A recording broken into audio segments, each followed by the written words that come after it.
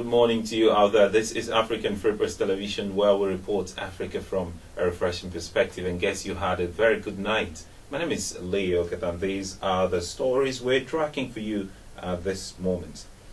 The allegedly abducted 14-year-old girl Ese Oruru has arrived in Bayelsa State in company of her mother, Mrs. Rose Oruru, and some police officers from Abuja. She was allegedly abducted in August 2015 by one Yunusa Dahiru, also known as Yellow, and taken to Kano, where she was also allegedly married off. The Commissioner of Police in Bayelsa State, Peter Ogunyanwo, confirmed Ese's arrival. He said she arrived few minutes before 8 p.m. local time. On arrival, she was taken to the officers' mess and went into a secret meeting with the police commissioner in Yenagoa. President Muhammadu Buhari is holding bilateral talks with his Turkish counterpart, Mr. Recep Tayyip Erdogan, in the presidential villa Abuja. The Turkish president, who arrived in Abuja at about midday on Wednesday, was accorded all presidential honor by the presidential guards before both leaders retired into the presidential office for the meeting. At the meeting, President Buhari said that his administration would not be demoralized by the terror situation in the nation's northeast. He maintained that the federal government would remain focused on its resolve to develop the country, create jobs for the teeming youths, and as well as provide security. The National Assembly in Nigeria is set to pass the nation's 2016 budget on Thursday, March 17, 2016, the lawmaker said on Wednesday. While giving an update on the budget, the chairman of the House Committee on Appropriation, Honorable Abdul Munin Jibrin, said the lawmakers had put in much effort to ensure that the budget would be ready before the new date. On February 15th, the House of Representatives said it is working towards passing the budget in the second week of March. Honorable Jibrin gave the proposed period at a budget defense session in the National Assembly. Also giving an update on the budget before the Senate, the chairman of the Senate Committee on Appropriation, Senator Mohammed Koje, told reporters that the National Assembly would still meet with the executive to finalize the process before the budget would be passed. Nigeria's former defense chief Alex Bade has denied allegations by the Economic and Financial Crimes Commission that he was involved in stealing money meant for purchase of arms, describing his current detention by EFCC as persecution. Mr. Bade, a former Air Chief Marshal who has been detained by the EFCC for more than 3 weeks, said in a statement on Thursday that he was being subjected to media trial for no just cause. Mr. Bade said, despite his repeated assurances that the EFCC that he would fully cooperate with any investigations, he was being treated unfairly and his rights were violated by a country he fought so hard to defend against Boko Haram.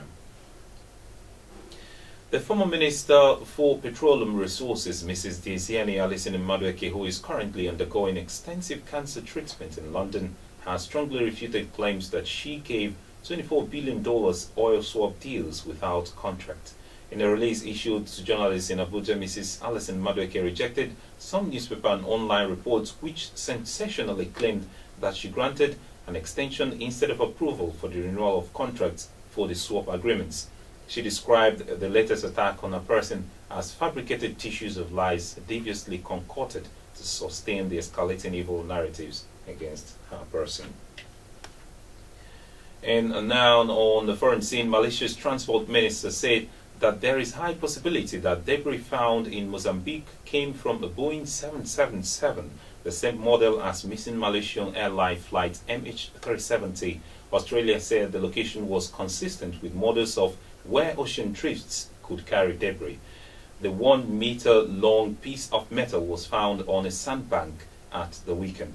MH370 disappeared in March 2014 while en route to from Kuala Lumpur to Beijing, carrying 239 passengers.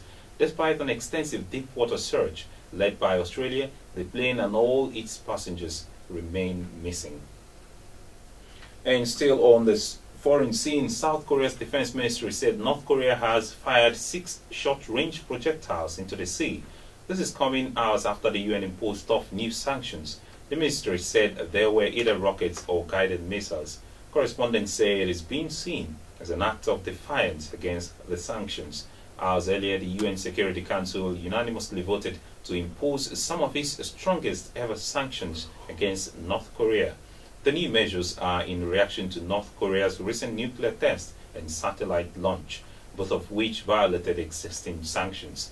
They will result in all cargo going to and from the country being inspected, while 16 new individuals and 12 organizations have been blacklisted.